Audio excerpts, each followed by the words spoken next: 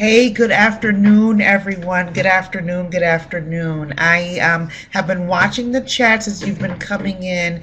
I think all of our laptops and computers and probably our phones too are zoomed out. So I just want to make sure that everyone can hear me. Up at the top, if you'll see a little icon with a hand raised. If you would just click that so that I know that you can hear me okay before we get started, and then I'll move us right along. Yay. Okay, great. Love seeing that. And I do see that there was a little bit of problem with some of you receiving the attachments. I know that Karen was trying to make sure that everyone get in the room. Congratulations to all of us. This professional learning opportunity actually maxed out at 126 registrants. So we ended up with a waiting list, which is great. It means that we're all trying to figure out how we're going to successfully enter into the 2021 school year. So I'm so happy to have all of you here today. If, as Karen said, if you have any problems, please hover over her name and she will do the best that she can to get to you. Those of you who still were not able to get in the Dropbox because she was letting everyone get in the room today and people may still be trying to enter in, be on the lookout for the handouts to come to you via an email from Karen Admonson a little bit later on. So why are we here today? We're here to talk about that planning for return to school with a specific focus on pre-K and kindergarten, which is crucial. We've spent a lot of time in education talking about the building blocks and the foundation of education not being from the aspect of pushing down, but rather building up. And what better way to do that by having a joint opportunity for pre-K and kindergarten educators, administrators, family engagement folks to come together.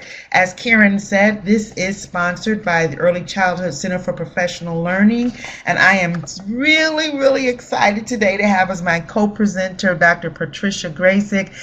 Patricia and I'm not going to date us, Patricia, but we've actually worked together starting from about 2012 is when I first met Patricia, and she's a fierce advocate for all things education and just so versed in a framework that is so near and dear to my heart, which is multi-tiered system of support. So Patricia and I will be coming at, we have a very robust agenda today with lots of opportunities for everyone to interact. This is just a little bit about me, who I am, a little bit of background information about myself, and my partner in facilitation today, Patricia, who is with the Illinois MTSS network in Illinois, which we're really grateful. And I'm going to talk about this a little bit later, but here in Illinois, we are one of the few states that have pre-K to grade 12 infrastructure for multi-tiered system of support. And as you saw in that previous slide, I have been blessed to be on the Illinois MTSS Network Advisory Board for many years, and I am also the co-chair of the Early Childhood MTSS Committee here in Illinois, and just have been involved with from RTI way back to No Child Left Behind even until now. We've just had some new legislation passed regarding in this education omnibus bill that was just signed by the governor, with even more exciting details for multi-tier system support in our state. And so what better way for us to address evidence-based practices as we deal with the opening of the 2021 school year. So I'm going to talk a little bit about some housekeeping, self-care. We're going to go straight through our time together today. We will not be taking an official break. So if you need to stretch your legs, get a cup of coffee or some tea, get some water, feel free to go ahead and do that. Just join us when you come back in, catch up with where we are in the slides and catch up with the chat. And then we are also going to practice what I call grammar grace. As I said earlier, since March, we have been on every Zoom meeting, Google Hangout, Google Room, phone call that one can imagine. And if you're like me, you're trying to type in the chat box and I'm looking at every period and semicolon. Hey, we're going to give ourselves grammar grace. So as we open up for the chats and the polls, just jump right in. No one's going to be looking to see if you've dotted your I's or crossed your T's. We're going to give ourselves a break for today. Also want to let you know that this is really, it is not a series, so you don't have to do one in order to do the other, but because of the way multi-tiered system of supports, it is built out as a framework. We really felt that in order to give you our best, we needed to break the information up into what we call today is the foundational, and really the foundation is how you build. If you lay a solid foundation, then everything springs up from there. And then on next week, August 6th, we're going to extend the learning of this webinar into really talking about what these resilience strategies for that are trauma informed will look like when we get into tiers 2 and tiers 3 of a multi-tiered system of support framework. So just want to let you know there is still a little bit of room for that webinar. It is not at a waitlist capacity yet, so if you have not signed up for that, please do so that you can get the full context of everything that we'd like to offer you today.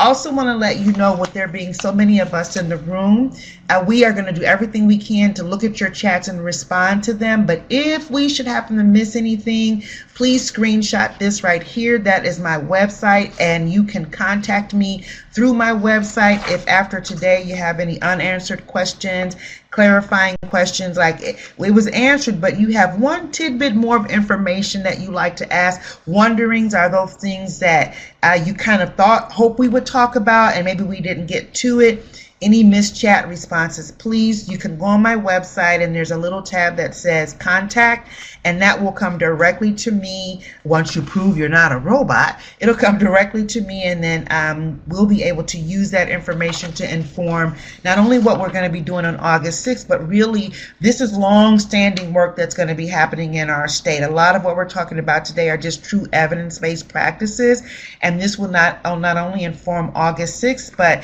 just work between the Early Childhood Multi-Tiered System of Support Committee, which is facilitated by ECPL and the Illinois MTSS Network. And so let's jump right in. We know you know who we are, but we'd like to know a little bit about who you are so that not only we know, but that as colleagues, we know who's in the room today. So if you wouldn't mind just right here, letting us know your current role. Are you an administrator, a consultant, teacher? If you're a teacher, are you a pre-K teacher, kindergarten teacher, or other? Yesterday, we actually did a early childhood education and care webinar talking about transitions from community-based pre-K charter schools to kindergarten, and we had some people on there that said, hey, I am a second grade teacher, or I am a coordinator in my district of birth to third grade. So if you are other, please let us know that in the chat. Teachers assistants, paraprofessional, classroom assistant, family specialist, and if we just didn't catch you at all and you are other, please go in the chat. Yes, blended pre-K teacher. Okay, Karen Belkey, I hope I said your name right. Already I have to give a wonderful shout out to our related services personnel, our social workers, Karen Belkey, Tina Orr, the school psychologist. Yes, yes, yes. And then I, of course, love everyone, but I have to be a little bit partial here. Special education rules. So all of my special education comrades, Samantha, special education coordinator. I saw someone else up there who a blended pre-K. That certainly is special ed. And then lastly, family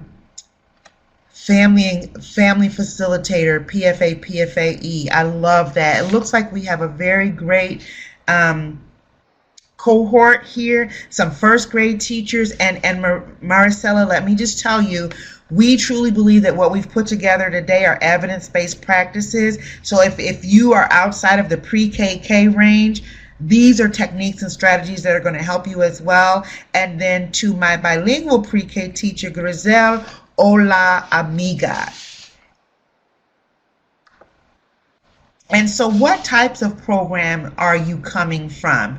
If you're preschool for all expansion, if you are a kindergarten, district charter, private, and then again, if you are like from a someone in a district level, please share that as well in the other.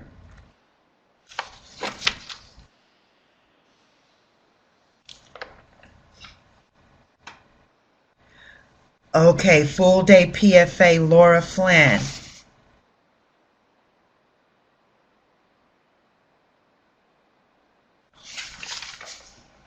I see you all are just...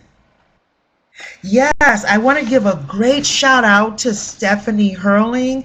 She is the president of Illinois AEYC, which is a subdivision of the National Association for the Education of Young Children.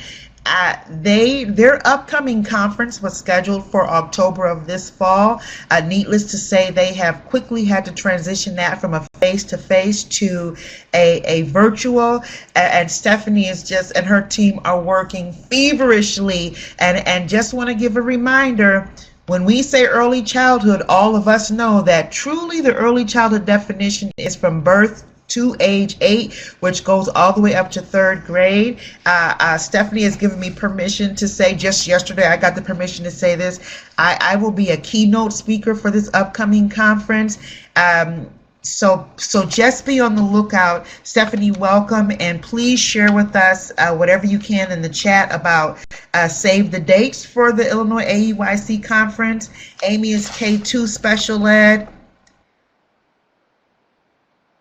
Okay, K5.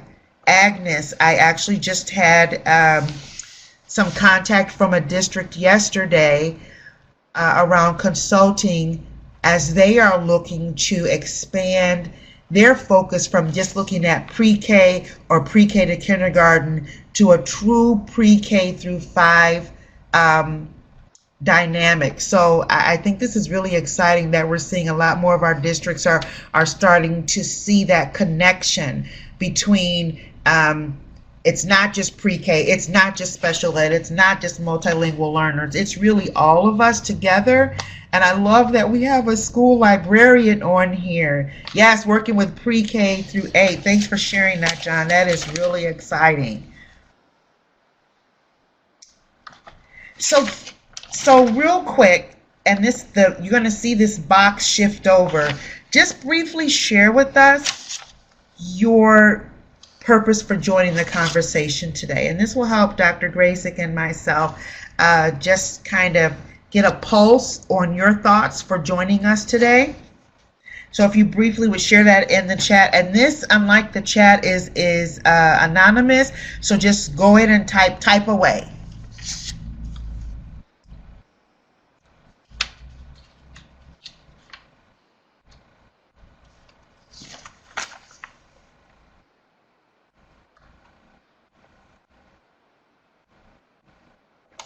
And while you are doing that, I want to say to Kimberly Woods, and again, we're excited to have all of you here with us today, but I'm so glad.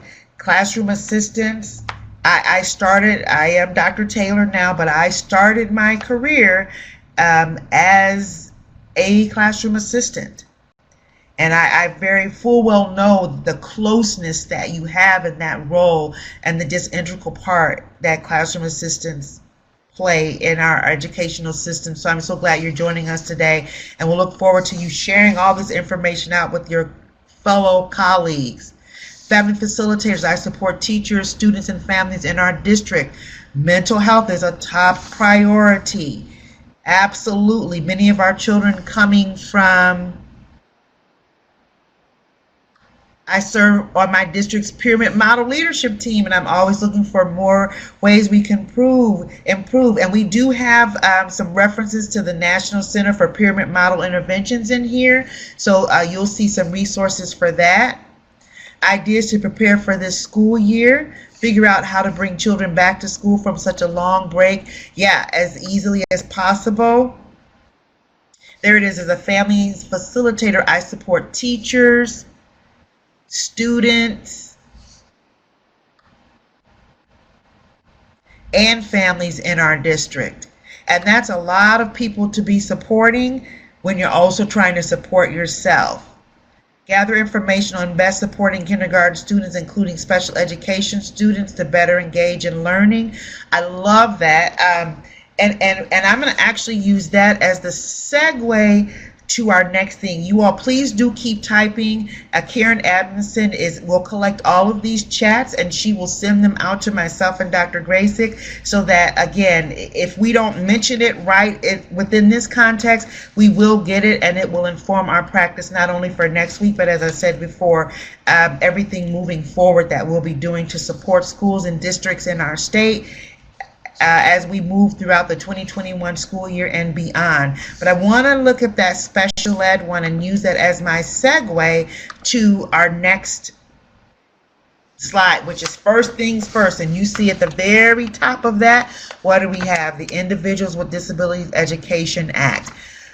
We need to say to you today that nothing that we're going to talk about today is meant to prevent or impede the federal laws of our land. And the Department of Education, as well as Superintendent Ayala in our state, have been very, very clear that the laws of the land are still exactly that. They have not been changed. So IDEA, Section 504 of the Rehabilitation Act, ADA, ESSA, not only the Every Student Succeeds Act, but our state's current ESSA plan. It is what it is, and we are still bound by that. So what does that mean when it comes to IDEA?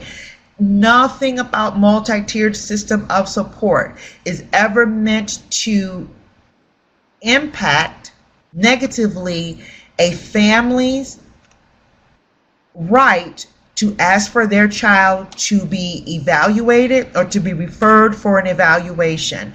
We are not to use multi-tiered system of support to say that we cannot accept a referral for a child because we're quote unquote doing MTSS, nor are we to say, oh, well, we already know what this disability is because we've been doing MTSS, so we know this child has a learning disability or autism.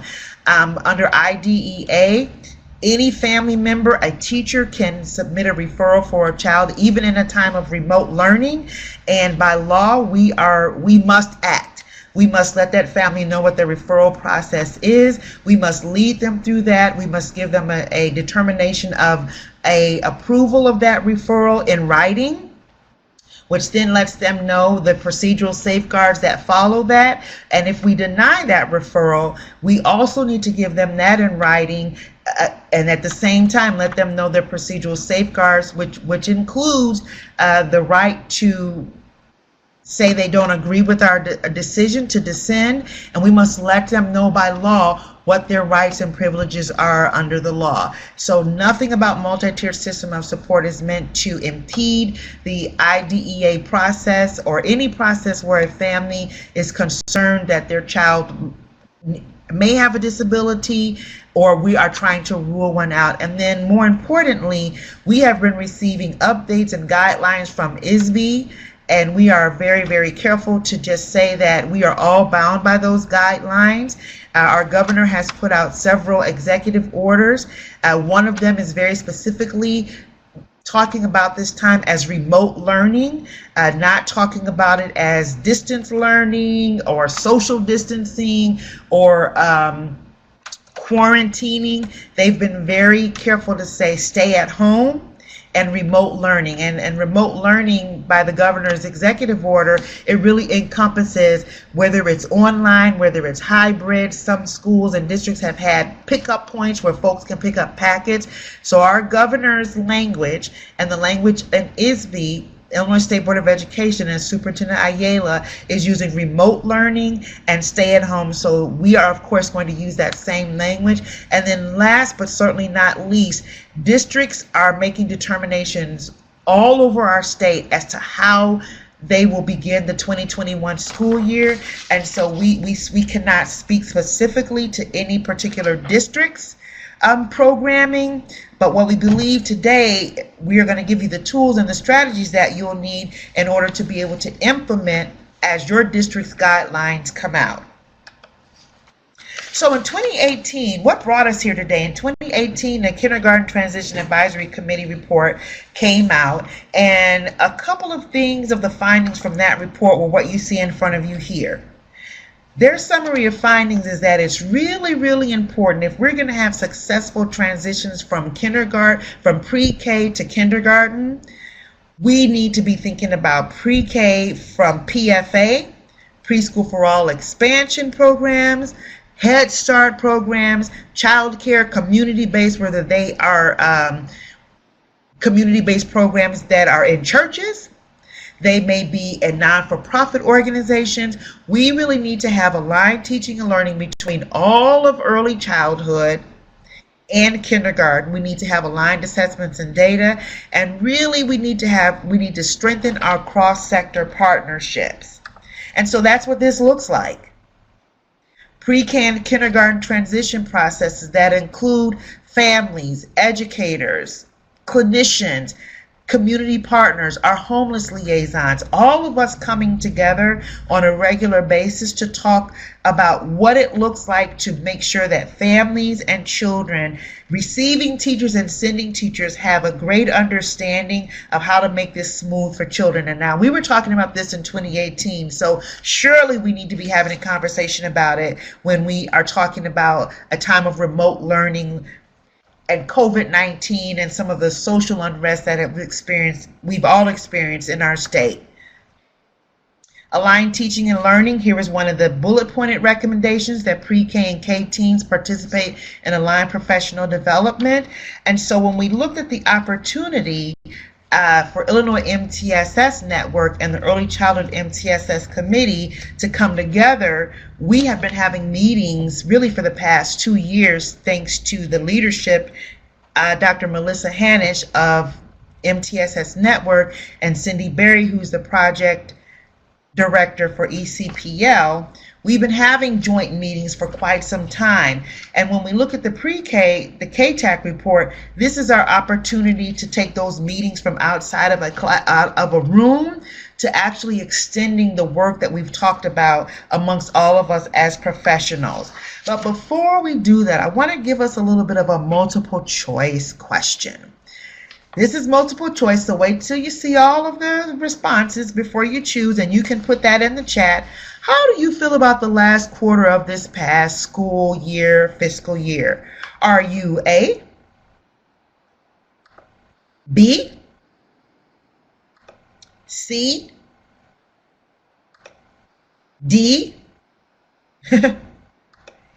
E, or all of the above? Go ahead and put your letter in the chat.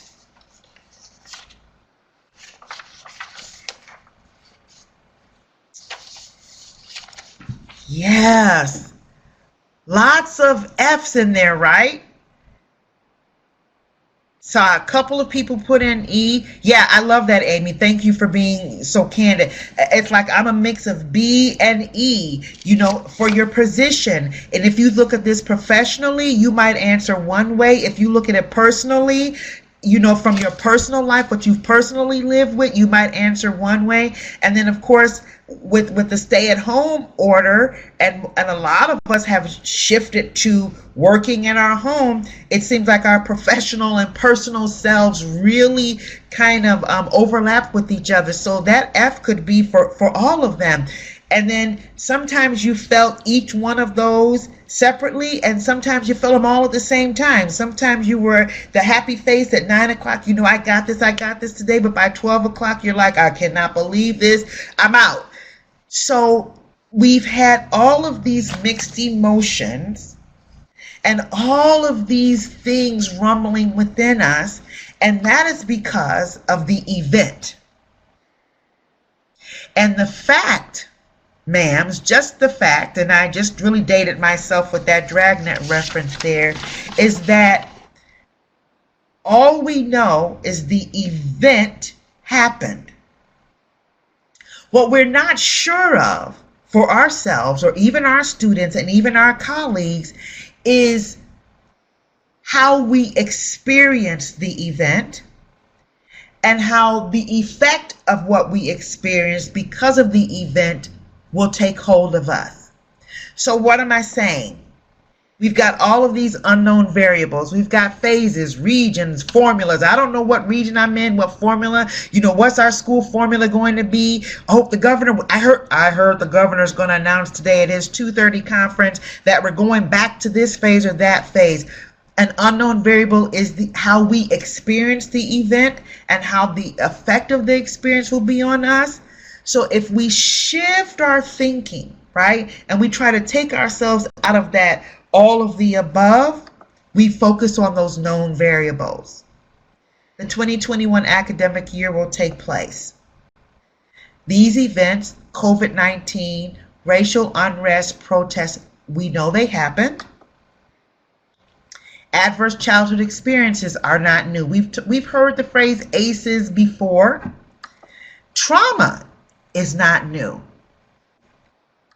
And evidence-based practices stand the test of time. So as we move forward today, my charge to all of us is to rely on the evidence-based practices that we have in our toolbox and allow that to be the baseline and the platform that we use foundationally to inform everything that we will be doing as we move forward in our 2021 academic year. Trauma is not new, especially in early childhood. We talk about implicit bias. We talk about trauma-informed practices. What we are now being called upon to do is really make these practices and these conversations a part of our typical, everyday, foundational work, talking about professional learning, PLCs, whatever it is that we're doing. We are now having to be much more intentional about making sure that we're talking about trauma, teaching ourselves about trauma. What does it look like? And then differentiating how we will address it, right? Evidence-based practices that we have at our disposal. We have great standards in our state. We have great standards in Illinois. As our state adopted the Common Core state standards, very, very hard strategic work was done to create the Illinois Early Learning and Development Standards, the new Illinois Learning Standards, and the Illinois Early Learning Guidelines, which goes from birth to age 36 months. Differentiation is an evidence-based technique and strategy that we are going to need to use because we're not going to know how our children are going to and our families are going to show evidence of what they have experienced. So differentiating even the practices that we're talking to you about now, we're going to need to remember that. Trauma-informed practices should always naturally be embedded throughout our teaching and learning and experiences. And again, foundational practices are universal and are needed to facilitate implementing evidence-based practices to fidelity. So what do we have here in Illinois? One unified definition of MTSS. It was created by the Illinois MTSS network and very quickly adopted by the Illinois Early Childhood Multi-Tiered System of Support Committee. Again, we are one of the few states, not only do we have the infrastructure, but we have one unified definition about MTSS in our state. And the purpose of multi-tiered system of support is to provide high quality curriculum, experiences, and instruction for all. And so who is all? All is students with disability, an IEP, a 504 plan, students going through the referral and evaluation process, multilingual students, students who may be experiencing temporary homelessness or temporary living situations. All literally means all. So as we go through the foundation, and again, this is not a webinar about multi-tiered system of supports, building that framework and implementing it. This is just a webinar that's going to talk about trauma-informed practices and building resilience through an MTSS lens. And as I said before, whether it's a building, whether you're planting seeds, the most important thing that you can do is think about your foundation. And you see all these little pieces in that foundation. Whatever the evidence-based practice is that you are using, it fits into a foundation of multi-tiered system of support. If it's trauma, you can drop that in the foundation. Adhering to our Illinois Early Learning and Development Standards, drop that in the foundation. New Illinois Learning Standards, drop that into the foundation. Anything can be placed into a framework, a multi-tier system of support framework with a good solid foundation.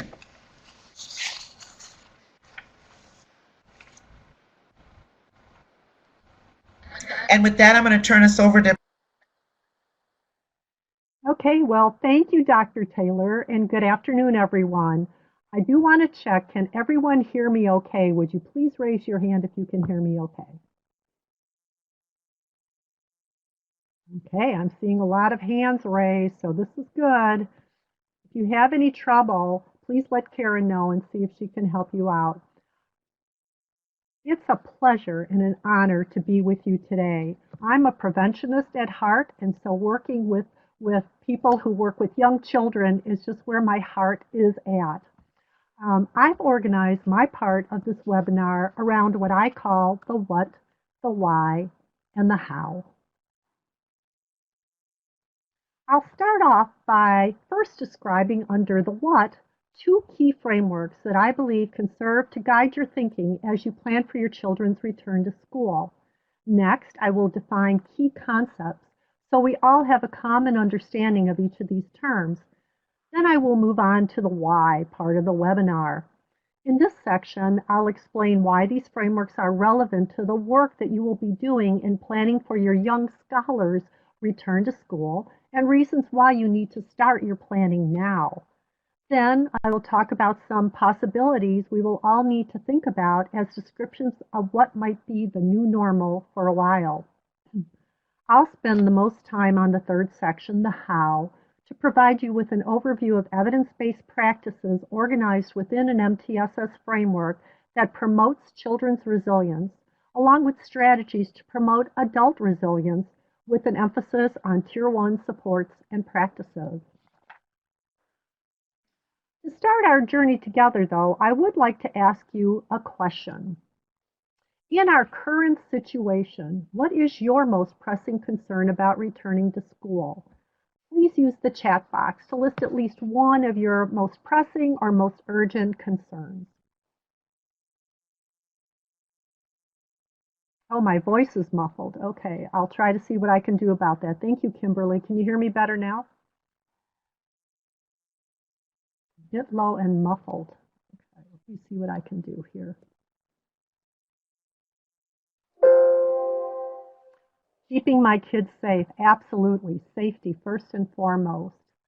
Cleaning. Everything changes daily, almost hourly. Isn't it the case? Karen, the mental health of kids and parents, I so agree. Safety, yes.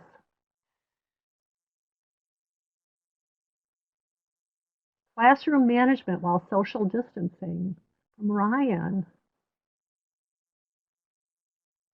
Yes, Tammy, keeping everyone safe, everyone.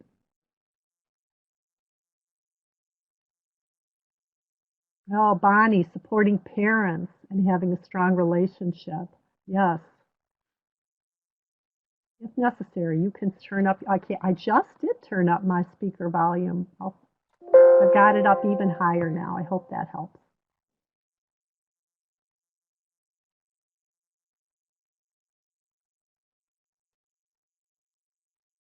Oh, I'm concerned learning will be joyless with desks for 4-year-olds. I hear you, Laura.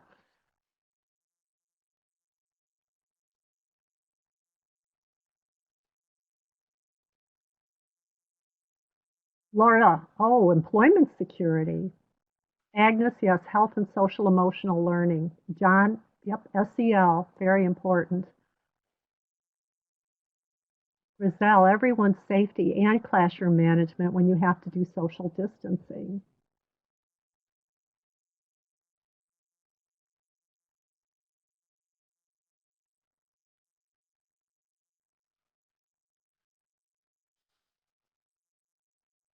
Agree with job security. Now, that would be a serious issue. Tammy, meeting the needs of students with significant needs and being able to support their families, how important that's going to be moving forward, even more so than it has been.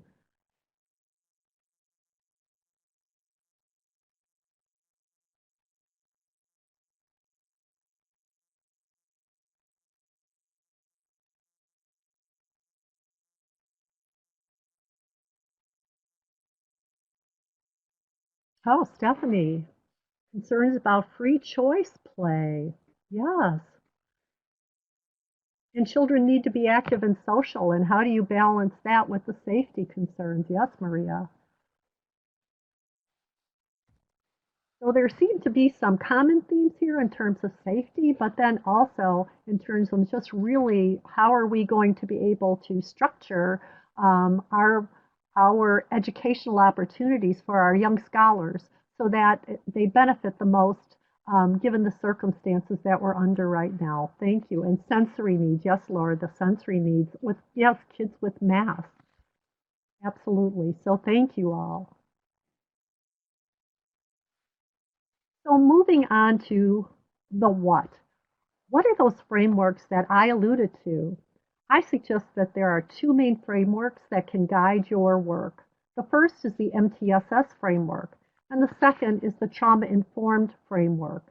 Taken together, these two frameworks can provide you with a lens that can guide your thinking as you select effective practices to embed into your reentry plans.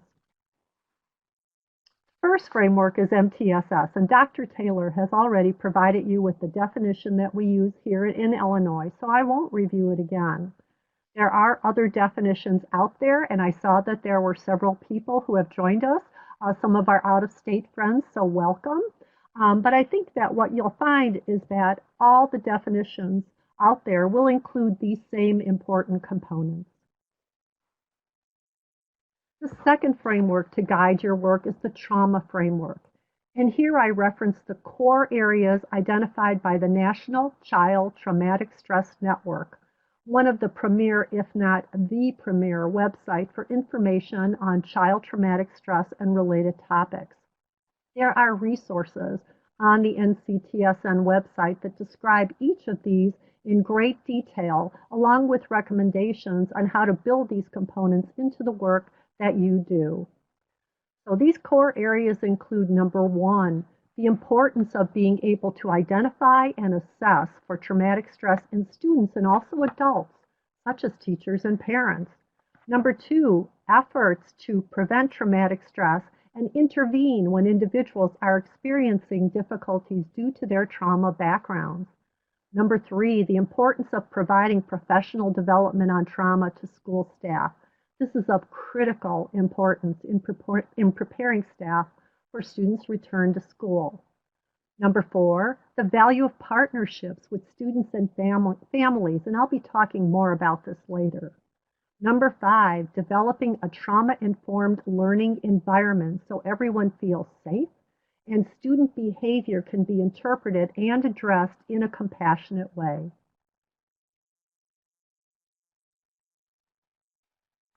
Number six, a focus on culture and building a warm and supportive environment in which services are delivered in a culturally relevant and respectful manner.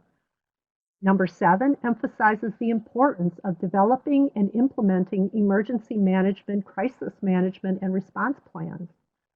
Number eight, encouraging staff to do self-care and take steps to prevent or minimize secondary traumatic stress. Number nine emphasizes the importance of having a balanced and fair school disciplinary policies and practices. And number 10 recognizes that schools can't do this work alone, and seeking to utilize school community partnerships is important, especially important now, to help your students and families.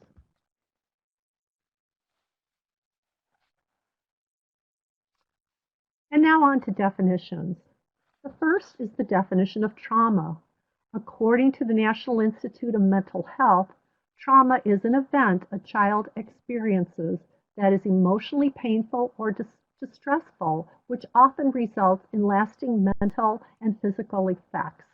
Now, some of you might recognize the three E's embedded within this definition that, as Dr. Taylor stated earlier, refers to the fact that the same event can happen to different children, but it is the way that each child experiences the event that will result in effects for each child.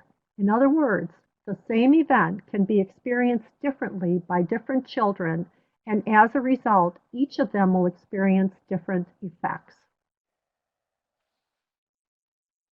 And here are two more important definitions from SAMHSA, or the Substance Abuse and Mental Health Services Administration. The first concept is that of risk factors, and risk factors refer to characteristics at the biological, the psychological, the family, the community, and cultural level that precede and are associated with a higher likelihood of negative outcomes.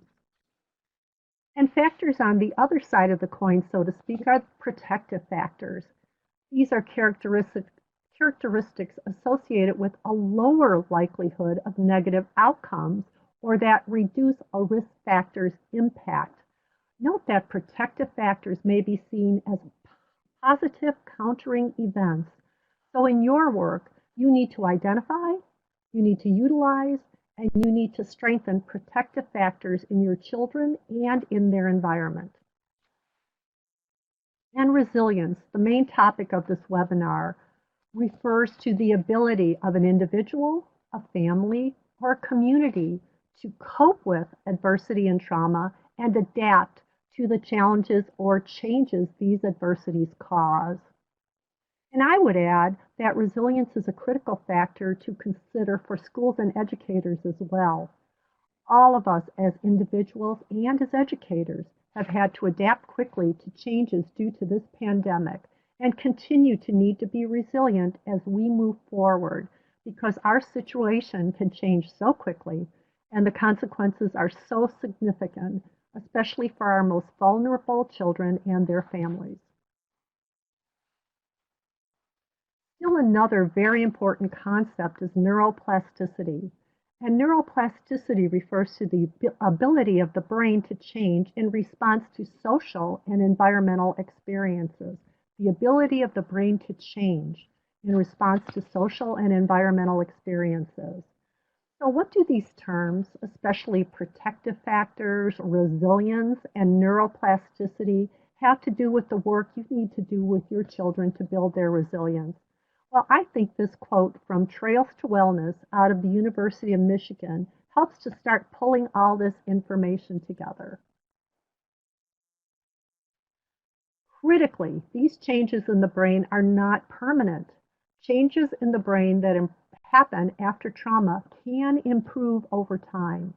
This is particularly likely to happen when children experience safe, stable, and supportive environments after trauma. Hence, our focus will be on strengthening resilience by focusing on identifying and strengthening protective factors for our children, such as having at least one adult who cares about them deeply, one peer that is a good friend, and strengthening our children's ability to self-regulate and express their emotions in a constructive way. All of these things can strengthen their resilience and improve their resilience in school and elsewhere. ACEs, or Adverse Childhood Experiences, is a term that many of you may already be familiar with, but some of you may not be. So what are ACEs? Well, ACEs is a term to describe all aspects of abuse, neglect, and other traumatic experiences that occur to individuals under the age of 18. Now, the original ACEs study was conducted in the late 1990s and actually included adults, 17,000 of them, who were interviewed about their childhood experiences with three categories of adverse childhood experiences. The first category, child abuse, which included emotional, physical, and sexual abuse. The second category, neglect, included both physical and emotional neglect. And the third category, household challenges, which included growing up in a household where there might have been substance abuse, mental illness, violence, parental separation or divorce, or having a member of the household go to prison.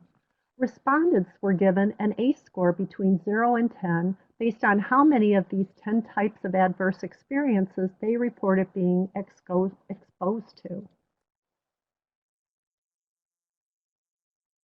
And what research has shown is that the more ACEs in a person's life, the greater the risk of poor outcomes. And what you see here is a pyramid that indicates from the beginning of the lifespan, early childhood experiences, onto even the end of the lifespan, early death. These are all the types of, of negative outcomes that could be related to adverse childhood experiences. But not all children who experience multiple ACEs also experience these negative outcomes. Here is some information from the Illinois ACEs Response Collaborative. They reported that 51% of children with an ACEs score of 4 or more had learning and behavior problems, compared to only 3% of children with an ACEs score of 0. Now here's a question for you. What else do these data tell you? And I'll give you a hint. If 51% of children with 4 or more ACEs had learning and behavior problems, then what? What else do these data tell you? Please put your answers in the chat box.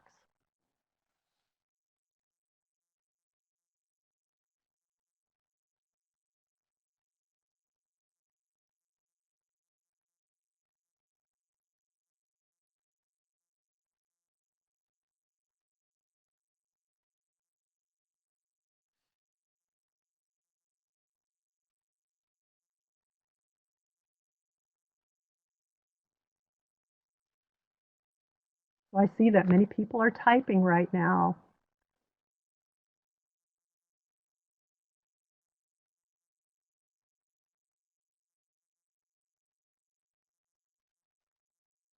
I'm seeing that behavior is communication. Yes, Laura, it is. And students have a need for socialization. Michelle, 49% of students with 4 or more ACEs did not have these problems. One caring adult can impact a child's outcome, that's for sure. Agnes, I see, yes, 49% of children with 4 or more ACEs did not have these problems.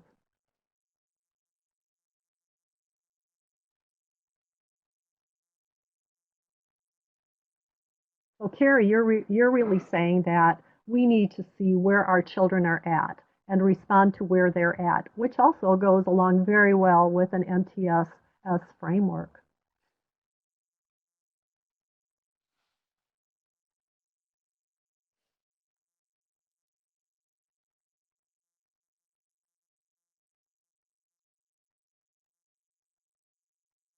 Children need a stable, safe, structured, and caring environment. Yes, that's a protective factor, Tammy.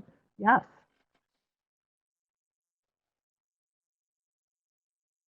Yes, Nicola. I hope I'm saying your name right.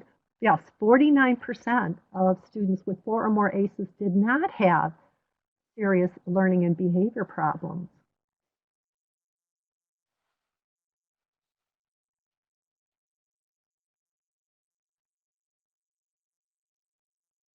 And the importance of social and emotional development. Yes, absolutely.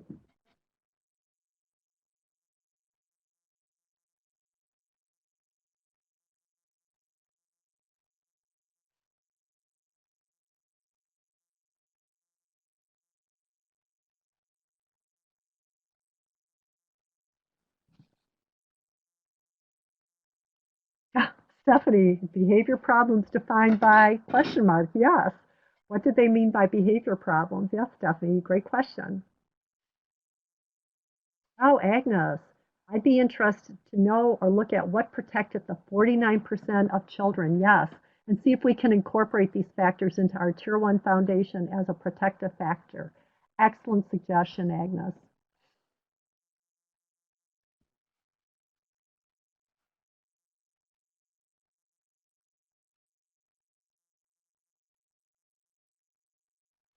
I'm going to let the rest of you kind of continue to share out all these great ideas.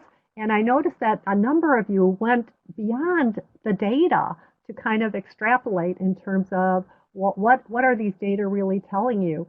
Just looking right at that data itself, what it's saying kind of very literally is that 51% of children with 4 or more ACEs had learning and behavior problems in school, but 49%, or almost half of them, did not.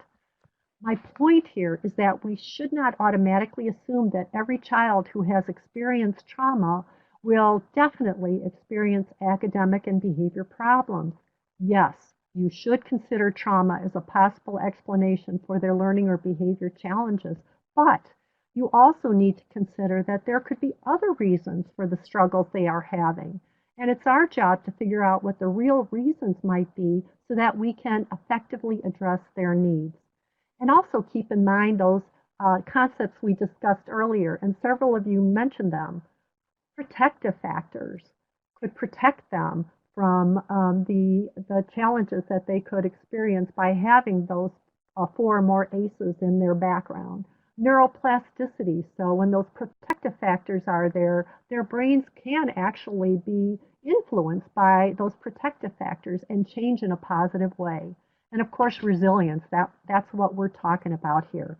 So when those protective factors are present, they can nurture resilience and actually mitigate or even help prevent significant negative outcomes for children who have experienced trauma. So thank you all. Thank you all for thinking about this and responding so well to this question. Now, when we're talking about children or adults with trauma backgrounds, there are really 2 major issues that they're struggling with. The first is a focus on safety. And here I'm referring not just to being physically safe, which is critical in and of itself, but also psychological safety, such as being safe from bullying. The second major issue refers to sense of control. Now, in this pandemic, there are a lot of things that matter over which we have no control, but there are also circumstances or factors that matter and that we have control over. And these are the things that we should focus on and help our children and our families focus on as well. So now it's your turn again. I'd like you to think about our current situation. What are the things that matter and that you have control over? Please use the chat box to list one thing that you should focus on during this pandemic. I'll start us off. Eating a healthy diet is something that matters. It matters to our well-being, our immune system, and it's something we have control over. What else is something that matters, you have control over, and you can decide to focus on? Go ahead and please add your ideas to the chat box. Yes, Stephanie. Yes, your interactions with others. Marcos, being able to work out daily. Yes. Julie, your attitude. Absolutely. Michelle, stress management. Stephanie, yes, sleep is so important to our well-being.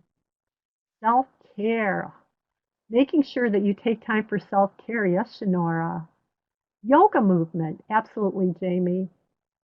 Jen, balancing work and home. So true, especially when you have little ones at home too. Karen, yes, focusing on the present and using mindfulness. Absolutely. Amanda, attitude. Yes, absolutely. Christy, the way you react to a situation. Laura, fitness and self-care. Absolutely. Amy, my diet and exercise. Yep. Again, positive attitudes, exercise, sleep. Oh, Laura, spiritual connection with God. Arnisha, positive thinking. Bonnie, be forgiving of myself. Absolutely, what a great point. Oh, Agnes, yes, limiting exposure to media or being selective about what you attend to. So true. There's a lot out there that can really be very stressful. Work-home balance, Rizal, staying active and eating healthy. All of these are great ideas. I'm glad that we're saving all this because we can refer back to these ideas to embed them into our own lives. Oh, absolutely, Tammy. Remembering that kindness always matters, always matters. Oh, John, yes, keeping your sense of humor, absolutely, and maintaining your physical health. Oh, positive thinking, absolutely, Shamaya. Leslie, positive attitude, for sure. A number of you have mentioned that. That's great. Okay, well, thank you so much for coming up with all these wonderful ideas to share with all the rest of us. And I'm going to pause here to ask what questions might you have about some of the information we've shared so far, Dr. Taylor or myself, about trauma, about ACEs, about resilience? What questions might you have?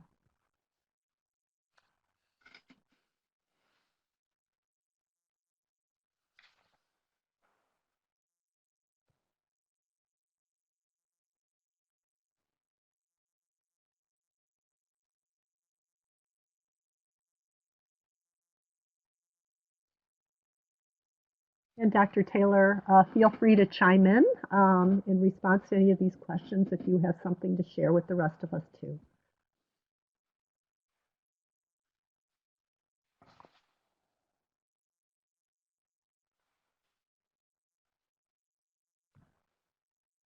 So I see a few people are typing right now.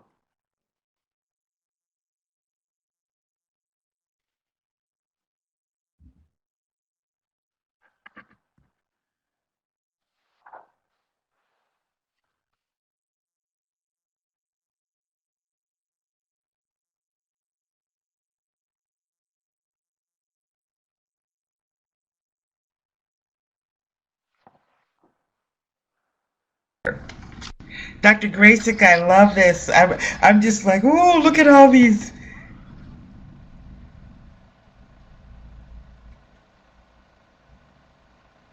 Okay, I'm seeing a few Yeah. questions coming here. So why was self-care for us as professionals working with students number 8 on the tiered list rather than number 1? We are unable to properly manage the trauma and mental health of others if we have not managed. Oh, absolutely, Laura. In fact, as we move forward and I get into those evidence-based practices at Tier 1, you know, you will definitely see that I make that case. Adults need to be okay for our children to be okay. So absolutely, Laura. And Tammy, do you recommend that we sort of let our students set the pace for the return to school, whether it's remote or face to face? In fact, really, not to sound all biblical, let the children lead us. Just as we as our adults ourselves, and as Dr. Graysick said earlier, we know that this event happened, how children have experienced it and the effect that it has had on them, that triple E, we don't know. So yes, let each child kind of lead the way, and in so doing that, still hold on to your social emotional, and you said the correct word there. It's social emotional learning. As teachers, as educators, as administrators, we can look at our social emotional standards, and in Illinois, at the birth to 3 guidelines, the Illinois Early Learning and Development Standards, and the new Illinois Learning Standards, particularly the K standards, explicitly talk about social and emotional standards. So we don't have to guess what's our target, what are we looking for, what are we teaching to, what are we talking to our families about. We have those standards to tell us. So yes, you want to be able to do that. And if it comes to social emotional well-being for children, that is something different. And I know Dr. Graysick is going to talk about that a little bit later today, and even more so next week we'll be talking about it. That's where our related services personnel colleagues come in, our social workers, psychologists. So the social emotional well-being of children, we want to differentiate what we can address within our discipline as teachers The learning standards can guide us, and we differentiate and implement the well-being as far as the mental health and wealth. That's where we want to make sure that we are partnering with our related services colleagues that are in our districts. Lots of questions here for us to think about for next week, Dr. Graysick, for sure. I certainly see that. And Laura and Tammy, I'm going to be addressing your question as we move forward. So I hope that you make that connection. And if not, though, then ask me to elaborate more in terms of what I have to say related to preventing further trauma, because that's really an important question.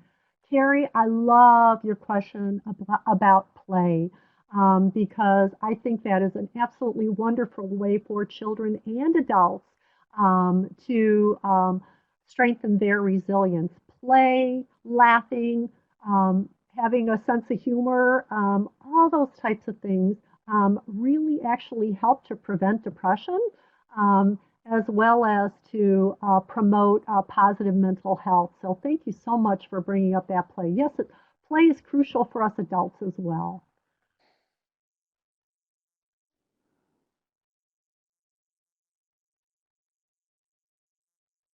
Oh, there's a lot of good questions here. Oh, and Lori. Okay, so Lori has shared an article from Edutopia on maintaining relationships and remote learning. And Edutopia has a lot of great resources on their website. So I would definitely encourage you to read that article. Thank you, Lori.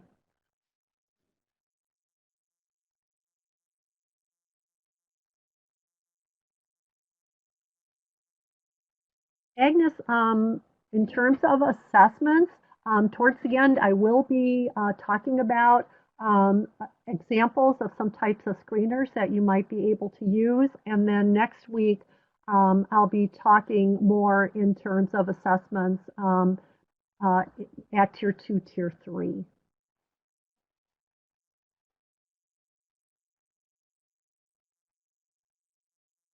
Misty, that's really a great point in terms of mass and social distancing. I know even in teaching early literacy skills, children need to see the teacher's mouth and face when they're teaching those. And so I know that, I was talking to a superintendent, they're talking about wearing those shields so that there's a greater opportunity to use those visual facial cues. So absolutely.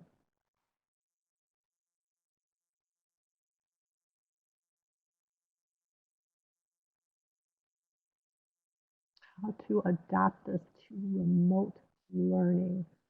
Um, I'm not sure, Agnes, what you're referring to. How to adapt what to remote learning. If you could just type in what you're referring to, that would help me. You're told that the shields are, oh, you were. Oh, interesting.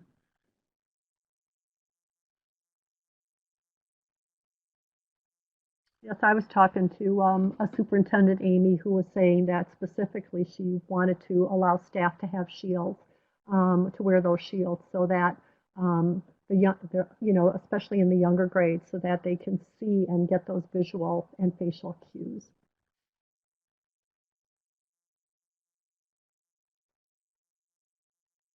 I know, Julie, yes. And so there's going to have to be a combination of masks and face shields um, when you're working, and we just have to see how that's going to play out. There's a thank you to Lori for the link to the article.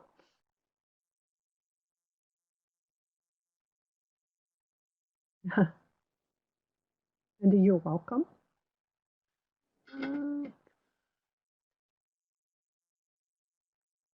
Oh, Misty, I'm looking at your question. How can we help students understand that their teachers still care about their well-being when the dynamics have changed? Yes, and we'll be talking about that more later.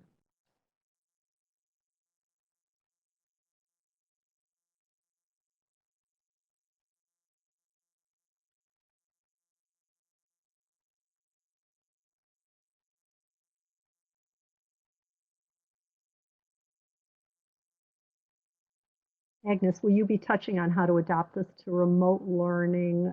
I will be giving specific examples of how to adopt different strategies to remote learning, and also giving other folks opportunities to share ideas as well. Okay, I think the questions are done. Antoinette, are there any others here that we missed that you No, see? Patricia, I love all of these. I certainly, I think a lot of them are in our future slides. And then for sure, and not to keep saying, make sure you join us next week, but some of these we will be talking a little bit more about in depth at the tier 2 and tier 3 um, levels, which I hate to use that word, levels of multi-tiered system of supports. Thank you all for all this wonderful feedback. You've given us so much to inform what we'll be doing moving forward. Yes, and I see Agnes mentioned that her district uses Sabres. Yes, that's one of the examples that I'll be sharing later in this webinar. So thank you, Agnes. So moving on to the why. Why these frameworks? Why MTSS? Well, there are a number of reasons why you should utilize an MTSS framework. First, it addresses the needs of all children. So by definition, it is equitable when it's implemented with integrity. Second, it recognizes the importance of focusing on the whole child and considering their academic, emotional, behavioral, and social needs. Third, an MTSS framework is preventative, yet it also encourages a rapid response for at-risk students and intensive supports for those with the greatest needs. And fourth, it uses data to inform practice. Now, an MTSS framework also encourages us to ask and respond to these critical questions. What supports and practices do we need to put in place for all our children? For our children who are at heightened risk? And what supports and practices do we need to put in place for our children who need the most intensive and individualized supports? And why a trauma framework? Well, some people have suggested that this pandemic could be considered another ACEs, and I think that's a reasonable suggestion. And our children could be facing numerous significant challenges. They had to make the transition to remote learning rather abruptly, and for some, they lacked the necessary equipment or adequate internet access that we're all very aware of. They've lost direct personal contact with teachers, with friends, extended family members. They may have experienced isolation, or their living situations could be very cramped, or they may need to move frequently or even be homeless. They themselves might have been sick, or they may have experienced loved ones being seriously sick or dying. Their families might be facing significant financial problems due to a loss of jobs. And for some children, home might not be a safe place to be. And what might the new normal look like? We know that when students return to school, schools will look and feel different. Physical distancing will be in place. And when physical distancing practices are in place, most classrooms can only accommodate about 12 to 15 students, making it difficult for an entire student body to be in school at the same place at the same time. So schools will be staggering start and dismissal times and recess times, and different days of the week in which some students might be there and others in remote learning. Most schools are adopting a hybrid model that combines in-school and remote learning. So students might be attending school on certain days of the week or part of the day and remote learning at other times. Buses also will carry fewer students.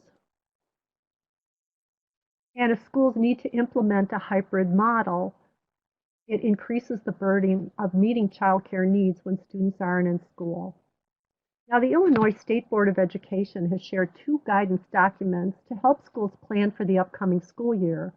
Their first one, titled Starting the 2021 School Year, Part 3, Transition Joint Guidance, is dated June 23rd and lays out guidelines developed jointly by ISB and the Illinois Department of Public Health. Last week, ISB also disseminated another guidance document titled Fall 2020 Learning Recommendations that provides general recommendations along with specific recommendations for various student groups, including early childhood, first through second grade. The latter document, in particular, provides general recommendations for EC educators starting on page 58, and then specific recommendations for educators working with the pre-K and K populations of students starting on page 6, some of which I'll be referencing during this webinar. If you haven't had a chance to look at that document, I would encourage you to take a look. There's a lot of good ideas in there.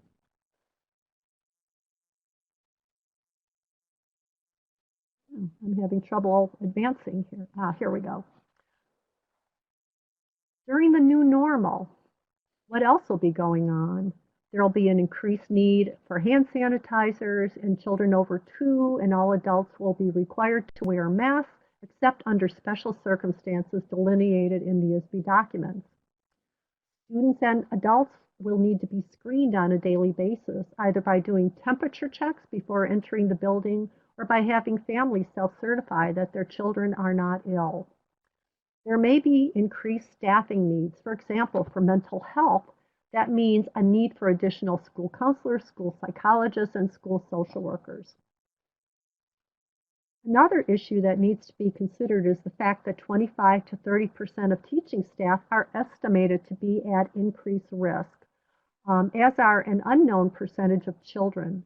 Additional safeguards need to be put in place to address these individuals' needs who are at heightened risk. Schools also need to be prepared for a pattern of starts and shutdowns. In other words, the school year could start with some degree of in-school learning, but then might need to switch to all remote learning if the spread of the virus becomes a greater issue. And these are just some of the types of issues that need to be addressed as students return to school, and there certainly may be others of which we are currently unaware, thus emphasizing the importance of planning now and not waiting until closer to the start of the school year. What questions might you have about how schools will look different? Anything else you would like to share on this before we move on?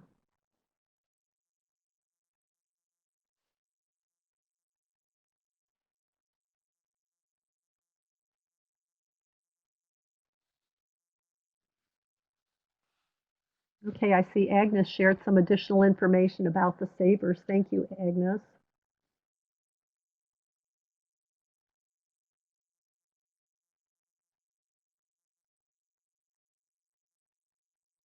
Will there be a snack time? Oh, Michelle, I would hope so, but I'm not sure in terms of what the requirements are in terms of eating. I would think there would be a snack time for the little ones, though. How will we do PE? Yeah, Michelle. What I've been hearing is that as much as possible, PE is going to be done outside. But on days when that's not an option, schools are just really going to have to still keep in mind the physical distancing requirements, etc. If there are any PE teachers here, feel free to share with the rest of us. Wow, Misty, your district is utilizing a take-home snack. Thank you. Marcella, in terms of using manipulatives, what we're being directed to do is to use virtual as much as possible, and there's a website that we could share with you later in terms of virtual manipulatives. But if other manipulatives, students should not be sharing those.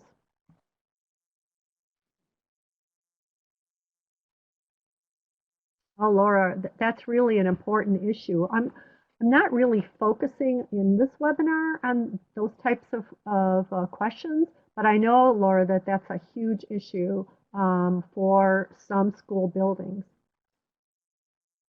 Yes, early childhood is so hands-on and play focused. And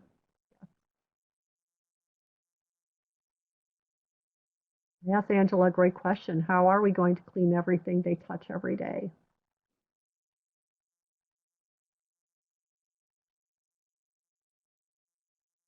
Yes, Bonnie.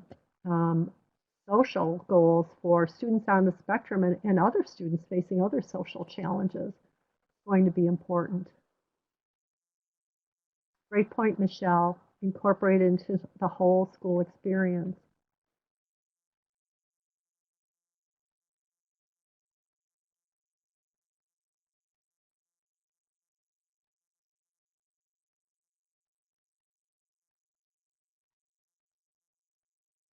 Oh, Celia, these are all great questions. And is it safe to max up and keep ratios at 20 students?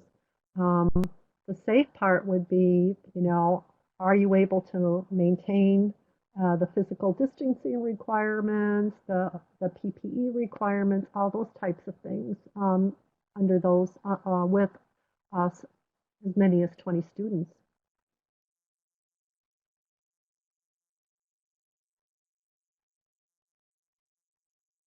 Yes, guided reading is done in small groups. So how do you adapt that? Thank you, Lori. The National Library, that was the one. Yes, and you shared the link. Thank you so much, Lori.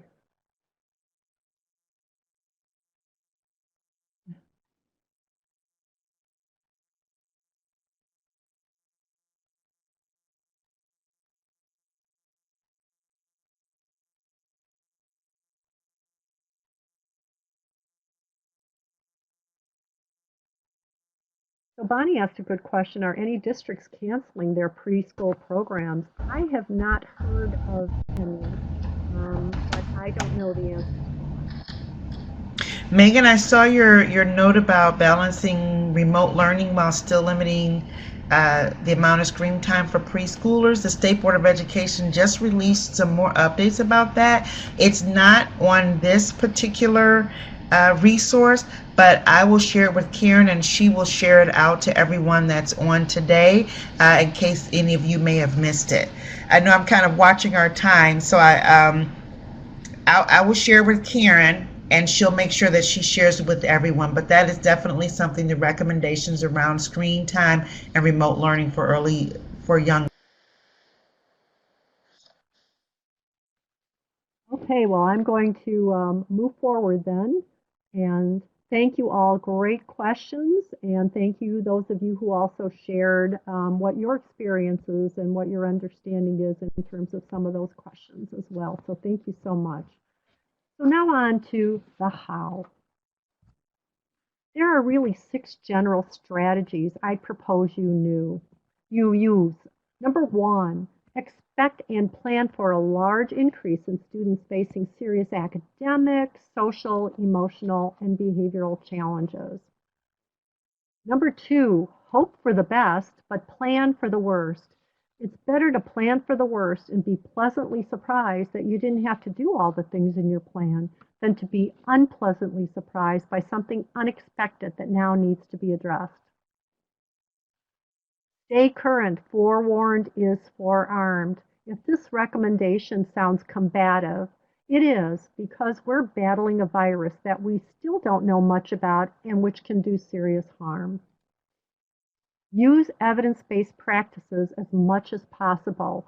We want to make sure that we utilize our time wisely by using effective practices with our children.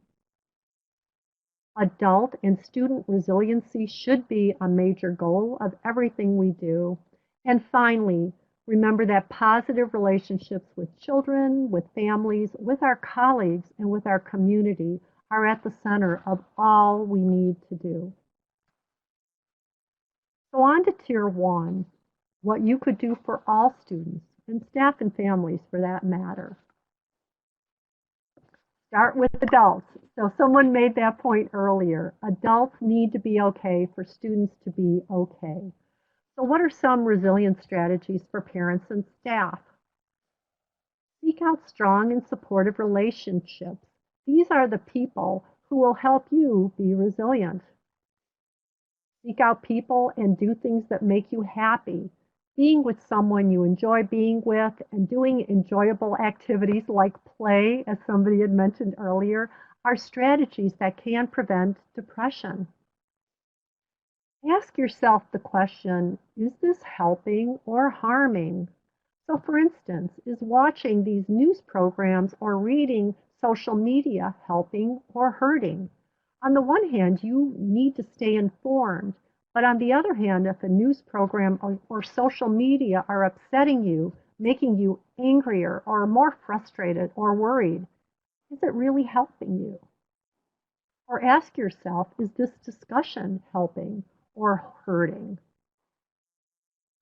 Focus on what matters and you can control. And we did an activity related to this earlier. You could also do that activity with your own staff or parents. It's powerful. Be kind and patient with others, and be kind and patient with yourself. And somebody also mentioned this earlier. This is a tough situation for all of us. We need to cut ourselves and others some slack, so to speak, and be forgiving. Help yourself by helping others. You feel good when you help others, so it really is a win-win situation. Schedule a time to wallow. There are going to be times when you're overwhelmed by everything that's happening. Sometimes one thing happens that's the straw that breaks the camel's back. When this happens, or you feel the need to, allow yourself a time to wallow. It should be time limited to get it out of your system, so to speak. But what you don't want to do is ruminate or dwell on things over which you have no control, nor keep your feelings bottled up and not deal with them. You need to strike that balance. I'd also strongly recommend that you empower and support your parents. The National Parent Union survey found that 67% of parents want schools to stay closed until they are completely safe. Completely safe. So beyond the obvious, what does this mean? It means it will be important to invite parents to help with planning for reentry. Listen to their concerns. Listen to their suggestions for ways to address those concerns. Try to incorporate their ideas into your planning and implementation processes. Hold at least one parent meeting prior to school, either virtually or in person, depending on circumstances. Discuss what you have done to ensure it will be safe for their children to return to school. Answer their questions. Let them know who they can go to talk about concerns they might have for their children or to share what their own struggles are. I mentioned earlier that safety is a major issue for children and adults with trauma backgrounds. And I just mentioned a parent survey that revealed that the vast majority of parents view safety as a huge concern for them. Here are a number of ways you can promote a sense of safety and resilience by promoting a positive school culture and climate, some of which you may be doing already. Implementing a school-wide positive behavior support system, or PBIS. Implementing CHAMPS, which is a classroom management approach. All the work that you do to prevent bullying also promotes a sense of safety and promotes children's resilience. SEL programming, and here I just want to remind you of the pyramid model from the National Center, as well as CASEL, the Collaborative for Academic, Social, and Emotional Learning, that has a wealth of resources on their websites that you can access to help you enhance your social emotional efforts at the district, at the school, and at the classroom level. And here are some other evidence-based practices that you also may already be doing that promotes children's resilience. Second Step and Preschool Paths are two very effective SEL programs. Conscious Discipline is an evidence-based approach that combines SEL with classroom management. And Calm Classroom is a mindfulness program that helps children learn how to self-regulate and improve their self-awareness.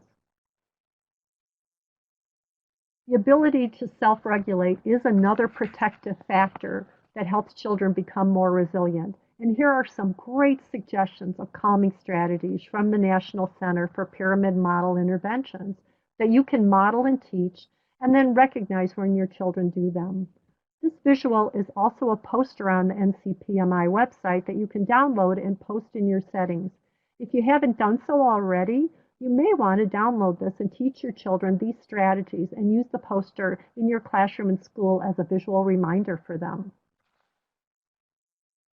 And here are some more Tier 1 universal strategies you can build your students that help you build your students' resilience. Discuss the current situation in age-appropriate manner. You should be making plans now on how and what you are going to share with your children and who is going to do that sharing. You won't be able to hold an assembly in the gym, so for example, administrators, school psychologists, or school social workers who are participating or listening to this webinar, you might consider preparing a script or bullet points and visuals for teachers to use in discussing the situation with their children, but then also encourage teachers to convey the information in the best way possible for their children based on what they know about their children and what their parents have shared as well. Let students ask questions and answer them as truthfully and as best you can, but don't get involved in giving more details than necessary. Number 3, use visuals and other teaching aids to discuss possible feelings your children could be having and normalize those feelings. Anger, sadness, fear, these and many other feelings are normal under these abnormal circumstances. Teach children a feeling vocabulary and ways to express feelings constructively and recognize other people's feelings, such as by using their words or drawings, and also by gestures, such as thumbs up or excited waving, clenched fists, gesturing tears, or a smiley face or a frowny face, or furrowed brows when they're confused. These strategies will be particularly important because wearing masks will make it more difficult for all of us to use facial expressions as a signal for emotions. And let your children know that it is okay for them to ask to connect with a caring adult when they need to, but make sure adults reach out to them frequently in a warm and accepting way. I'm going to pause here and I'm going to ask my colleagues about how much time we have left. Dr. Grisik, Patricia, I think this is where we can say time flies when you're having fun. We actually have 2 minutes to finish out, and then we have to give everything over. We need to give everything over to Karen so that she can give the final housekeeping notes for everyone. So I believe, I know that I saw in the notes that Karen has sent this out, and what happened, everyone, is pretty much exactly what we wanted to happen. Your chats, we needed to pause to be able to address them as much as possible, and sometimes when you do that, you don't get to the end of all of your slides, but we are practicing best practice. You all know, as teachers and educators, you go into your classroom with a lesson plan, and then, as one of you even said today in the chat, do we let the children kind of lead us in the way to go? Yes, you do. So do we as presenters let you all lead us in the way to go? Yes, we do. So we're going to have to close out without getting to all of our slides, but you do have them in your handout from Karen Admonson. If you have any questions over them and you're not joining us next week, please, please, please, as we said before, jump right on and remember that website. You can send your questions there. I'm also going to show with you real quick the email addresses to Dr. Melissa Hanisch and Lori Hensold. Here's the Illinois MTSS Network website. Here is, again, our sponsor today was Early Childhood for Professional Learning. Here is their information. There's Dr. Hanish's. That's their website. Our sponsor today is ECPL Program Director. There's their website. August 6th, we hope you can join us. If not, we'll make sure we get back to you. Please save the dates for these upcoming webinars, which will be really talking about the building of MTSS, and we'll actually have some opportunities between the one in January and the defining and creating. We're going to actually do some up close and personal conversations in between those webinars via Zoom. There's for unanswered questions. Here's all the resources that you're going to get. Thank you all for giving us so much conversation that we actually did run out of time. So I'm going to turn us over to Karen Admonson. We do hope we'll see you next week. Thank you all so much for your time and your hard work. None of this happens without all of you. None of it. Not one phase, phrase, guideline. None of it makes sense without each of you. So grace to each of you, and we hope to see you next week. And if